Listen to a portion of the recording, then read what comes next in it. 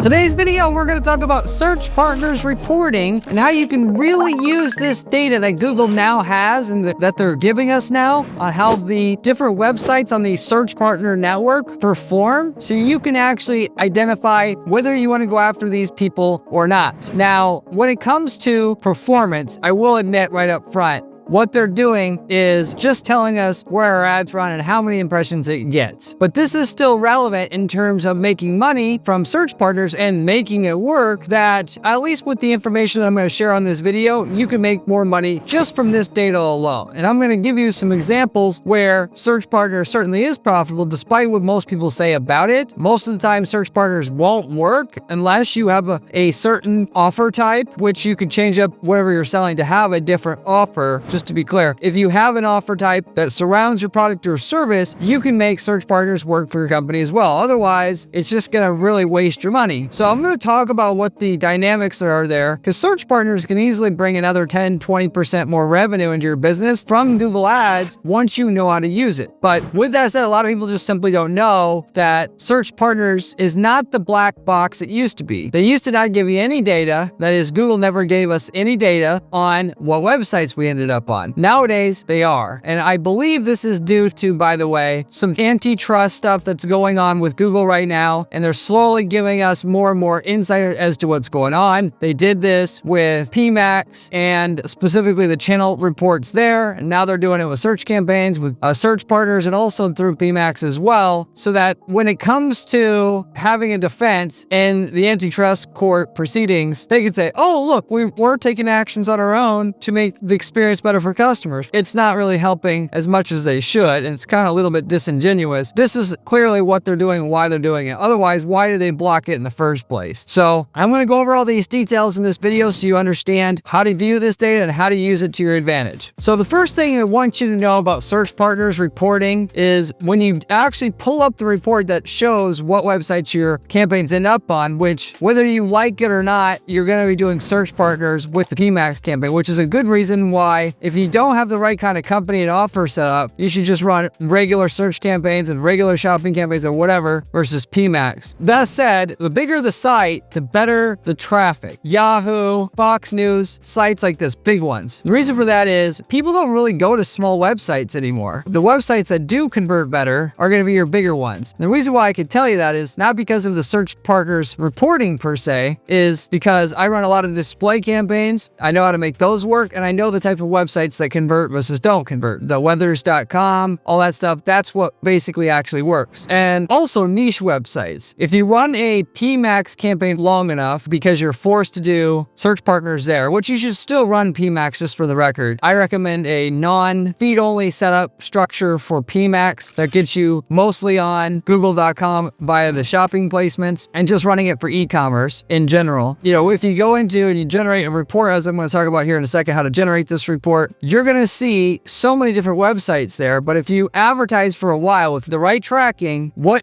Google's going to do on their own is get rid of the placements that don't work. And what you're going to see is mostly what they're going to eventually start running is the bigger sites versus the smaller sites, especially the spammy sites that are like xyj.com, which clearly is just like what they call a made for AdSense website, that somebody makes a website to get people to click on ads and there's no real traffic going there. They're just using click bots to click your own ads, which Google could easily clean this up, but they're benefiting from it, so they're not. But you'll see the niche sites coming up more and more and more because, of course, if you sell pottery wheels and you're on potterywheelinfo.com, that's a site you want to be on. And search partners, if they have that on their website as a way to monetize their traffic, you want to be on that website. And through the smart bidding that you have on the campaign and the right tracking, Google will test all these placements and figure out the ones that work. And then you come back a couple of years later, whatnot, and then you'll see, okay, it's mainly big sites, it's mainly niche websites, because that's what's actually converting. So they're going to go through all the junk placements anyway, even though I'm pretty sure that they know that that's not going to work, but they want to sneak in. They got to sell that traffic to somebody. It might as well be you. Then they're going to eventually get to those placements that actually do work. How do you actually see what websites you're showing up for on the search partners network, which you can shut off on Google search campaigns, but you can't shut them off on PMAX per se. You can also shut them off off on regular shopping campaigns as well if you use regular manual shopping versus PMAX, but you can't shut them off on PMAX. It's baked into the cake, if you will. But to generate a for the PMAX where you're forced to use them, or if you're still using them on search and regular shopping campaigns, you want to know if it's kind of like what it's likely producing for you, even though it's only going to show you the impressions, knowing that if you don't have niche sites and big sites, you're probably not making any money off of it. You go into the reports editor, which is on the right-hand column under insights, and then you go to the content suitability report itself. And that in itself, which is kind of funny because essentially it's supposed to be there to make sure you're not advertising on like weird websites with gore on it or whatever. But inadvertently, it's also telling us what websites our search partner ads are showing up on. That's the simple way to do it there. Now, when it comes to exclusions, excluding certain websites that you know that are spammy, that you know likely won't work, a lot of people's immediate kind of reaction or thing with this is, how do I get rid of all these sites proactively? Instead of letting Google weed them out on their own with seeing that they don't convert for our business and then weeding them out that way. Well, you can technically do this. And excluding placements that are not converting, you can actually upload up to 750,000 placements to block. That your eyes might have popped out of your head already here a little bit, but the reality is if you're going to exclude placements and have it work, you're going to have to add a lot, because the average account that I see with a PMAX campaign, they have 100,000 websites that their ads are showing up on. So you're going to have to add all those to really shape where your actually ads show up on the search partners network, if you will. And what Google says is you can only add 60,000 by default. That's a really curious number to me, because ironically, the average account that I see has 1,000 websites that the ad shows up on, and they'll only let you add 60,000. So clearly they want you to add exclusions to make you feel like you got control, but really you don't have any control. You still have 40,000 websites that your ad shows up on that you don't want to be on, and it's basically pointless. Your actions have no teeth. There's the MCC hack. What I discovered was if you have an MCC account, which is a manager level account, anybody can create one. They don't have to be an agency or anything. They take the MCC, they apply the placement exclusion list, which have the list of placements you want to exclude, done on the MCC level instead of the ad account level. You can actually add 250,000 on one list, and you can add 3 lists. So instead of the 60,000 restriction you have on an individual account without an MCC, you can add 750,000 by 3 separate lists using your MCC account. It's free, it's easy to set up, and that's the way that you would do it. So in effect, you have 750,000 that you can add. Now, if you want a list of problem websites, there are some people out there on the internet that do offer this. Yeah, I've tried a couple. I don't really believe that these are that effective at all. I'd rather take my list that I've scraped from a hodgepodge of different client websites and apply that to our accounts when we want to use search partners. Now, that said, anymore, it's not nearly as effective as it was, because over time, Google's gotten more and more websites that they're accepting onto the Google AdSense network. That is, websites that want to be able to sell ads on their website that you effectively are buying ad space on through the search partners network, that I don't bother with it per se. At least the effect of it is kind of negligible, basically, still. Even though I have that huge list, that hundreds of thousands of placements that are troublesome, it still doesn't take care of everything automatically. What really takes care of it is the right tracking, the right offer, so on and so forth. Instead of doing exclusions long term, I would just simply suggest improving your tracking and making your ad offers unique. So in other words, when you show up on these other websites, because there's people fundamentally just don't understand how display advertising works. Display advertising meaning non-search engine related advertising. When somebody sees an advertisement from you outside of Google search, when they're ready to buy already, or we'll even include like Amazon, they have to be wooed. They're not there on weather.com or foxnews.com to buy your shit. They can be convinced to be interested in your stuff if you make a really compelling case for them. But just saying, I offer golf clubs, nobody gives a damn. Nobody's going to click on it. You're wasting your money being on the search partner in that network in that case. So think outside the box, figure out a way to be enticing. So if somebody stumbles upon your ad there, like,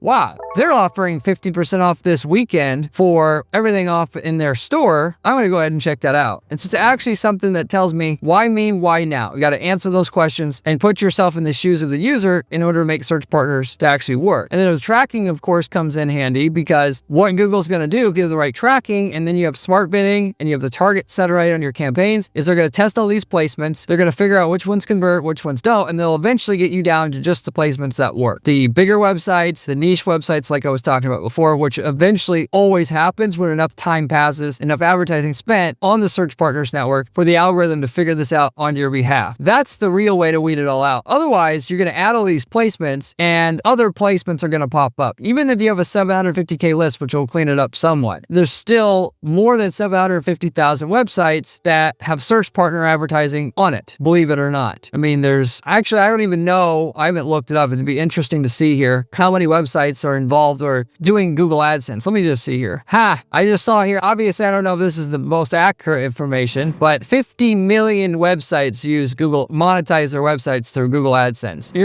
Even your 750K exclusion list isn't going to take care of all the troublesome placements. Now you may say, well, if we just get rid of the worst 5% that really are just fake bot clicking websites made for AdSense, yeah, certainly it'll help some. That said, to get search partners actually profitable, you're still going to have to do what I told you. That placement list isn't going to take a boring offer, at least from what I've seen, and make it profitable. You just turn it off. If you try to dig your heels in the sand, in the dirt, and say, oh, I'm going to make my boring offer work with placements exclusions alone, I'll show you, Corey, you're going to end up being frustrated, because if it were that easy, I'd be doing it, frankly. And if they did have 50 million exclusions they allowed, then it would work. It's an illusion of control. Kind of like, in my opinion, how voting works. Of course, you can vote. Does anything change? No. So that's why we get the opportunity. Ultimately, all accounts where, as I mentioned, that search partners work had this offer and they had the tracking down and they used smart bidding to let the algorithm figure out the placements that work and weed them out naturally itself. Because if you think about it, the reason why this works is if you tell Google you need a 300% ROAS and it runs your ads on placements on the search partner network that don't deliver an ROI, it has to get rid of them. And it doesn't want to spend $0 of your money. What it will do, it'll say, well, we want to run your ads on all these shitty websites. And if you were not paying attention and you didn't have the tracking right, that's what we would do. Because you are paying attention and you do track and you do say that you want this return, well, we'll run it in the places that we do know will actually work and get rid of the scammy websites that we were picking your pocket with, because it's better than not having you spend it all on the search partner network. Granted, of course, they want to sell the traffic on the shitty websites because nobody wants that. And that's their goal number one, is to sell those placements. The placements on Yahoo, those convert. People want those. They don't have any trouble selling those placements. They have trouble selling placements on 123rj12.net, which is a bullshit website to be on. Now, I have some different markets where search partners has worked fantastic for us. I'm going to go over those. As I mentioned, I would on the start of this video. If you haven't subscribed to this channel yet, you absolutely should. I've got the best information you're going to find online about how to make money with ads on this channel. It comes from somebody with 20 years of ad experience who manages dozens of ad accounts on an ongoing basis to find out what works and then shares it on the weekend. Furthermore, I've got a great blog on my site at guaranteedppc.com/blog where I've got step-by-step instructions and advice on how to make money with ads. You should check that out as well. If you have any questions about anything I'm covering here or any marketing related question for that matter, you can always leave me a comment below. I get back to every single person who leaves me a question or comment on this channel, usually within 24 hours. You can reach out to me through my Discord group as well, link in the description, as well as through my website at guaranteedppc.com, of which I offer coaching and consulting. I do done-for-you PPC management services where we manage any kind of online ads you can think of. And of course, we do not charge management fees until you get a certain profitability from your ads, in addition to what you already have, where the name Guaranteed PPC comes from. And we also sell templates. So if you're in a market and you like to do things yourself, you can buy our winning ads and landing pages and all of it that work for a market that you're in, that we've been in before in another city or country. I've got hundreds of these templates alone. If you're interested in this, let me know and I'll tell you the results we got in your market and what you gained from it. With that said, the markets where we did search partners where it's worked well and then why it worked well is as follows. We sold house paint. In that market, our thing was that we had a 20-year warranty. Because we had the 20-year warranty, that ad, when it showed up on these partner websites, which Search Partners, by the way, is essentially where there's a search bar on a website. And I should have probably mentioned this before, but it's a search bar on a website. And if you search there, what shows up underneath it is basically what are so-called search partner ads. That's why your ads show up on Yahoo, by the way. So it's not exactly a display ad as you would traditionally think, like a banner ad, but it basically operates the same way because they're searching that looking for an article or something like that. They're not looking to buy something, generally speaking. So unless they see it and you got something interesting there, they're not really going to click on it. And every time you show up and nobody clicks, that costs you money because the lower your click-through rate, the higher your cost per click is going to be naturally because those two are interlinked. So with the house paint company, that warranty that nobody else has the balls to offer on the market got people to click through at a high enough rate where it did make money. I've got a saying, when it comes to running Google ads or online ads in general to make money, you can either focus your time on how to be the best technical pay-per-click manager in your niche, understanding how to make good ad copy, how to make good landing pages, how to do good tracking, how to do targeting well, and just focus on that kind of stuff. Or you could focus your time and efforts on offer creation. How can I make my product or service better than the competition in a way that we know the market cares about? So if you sell mattresses, you go read all your competitors' reviews on their mattresses. Every time they complain or say they wish that the mattress had something, you come up with a mattress that does that. And that takes time and money, but when you have it, then you don't have to be good at ads anymore because you now just legitimately have an offer that's better than anything else. So you can spend your time there. Either or, you got to pick one, pick your poison. But when it comes to offers, though, you can also not just change the product or service itself. Most of the time, it's easier just to change how you frame it. Offer a warranty. Offer a 200% money-back guarantee that nobody else has the balls to offer. Offer a low price guarantee where if you don't get the lowest price, you get a reward. Something like this. Find something that's going to really make people drop their jaw and want to go ahead and do business with you right away, which for the most part, you may say, well, that's scary. What if this happens? What if they want a refund? What if This is why it works, because your competitors are going to do the same thing. And if they see you doing it, they're like, holy shit, this guy's nuts. That's what you want when you're going to focus on offer creation. Or just go back to trying to watch all my videos and be a better technical pay-per-click manager. You can do this. But it's honestly much easier just to come up with a better offer. We did it at our agency. I did guaranteed PPC. I started this in 2014, understanding that when I worked at an agency before then for a few years, that every most common question I got was, how can you guarantee or can you guarantee what you're saying that you could get from me? And I never had an answer where I could tell them yes. That's more than anything else. That's what they wanted because they've been screwed over by stupid idiots that they've hired before. And then I just came up with a way to offer them a guarantee, even though it may not be the absolute guarantee they want. It's still a lot more than what the competition's offering. Shows them that we're going to come halfway with them at least. And now we build a whole business just off of that simple tweak of a service that we didn't change the service. We just offered a guarantee. We slapped it on top and it changed everything. So how can you do this for your own market? You may not like to offer stuff. Generally speaking, a lot of this stuff will not change the economics of your business that much. When you really sit down at the end of the day and you see to where, like with the next example I'm going to give you, we had a mortgage broker who offered a lowest rate guarantee to where if you got offered a lower mortgage rate somewhere else and you could prove it through sending the quote to us, we would give you a $50 Outback Steakhouse gift card for your troubles. This is what we led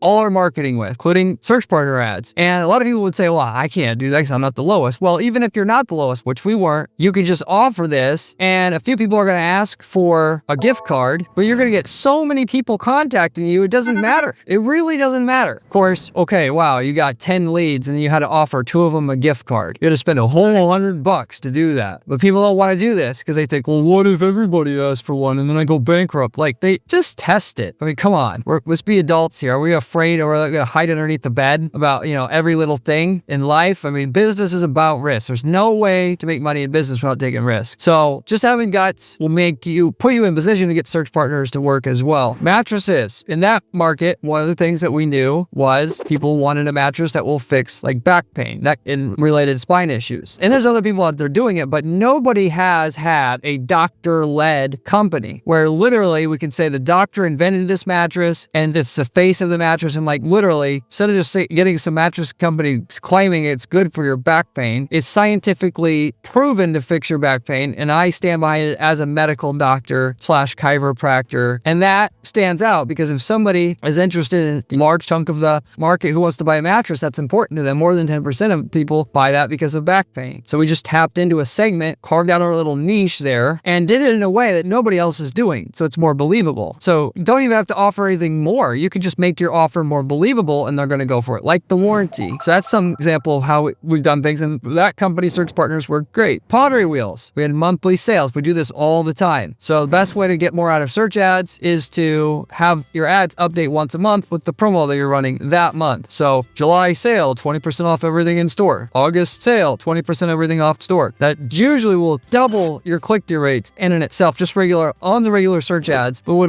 we'll also do is on Search Partners, it'll get people to click through at a high enough rate to make money. So you're paying a low cost per click. So there, again, is a way to make money. Now, maybe not right away, but if you do the Search Partners and you run the campaign for 6, 12, 18 months, the algorithm's going to weed out the bad placements, and now you're left with now an extra 10% more revenue and profit because you invested in the process of Search Partners as a whole. And that's how you do it. So hopefully this made sense, what I explained to you on this video here today. You go out and try it. Let me know if you have any comments section. I'll see you on the next one. If you want to see another video, click here. It is one of my best ones.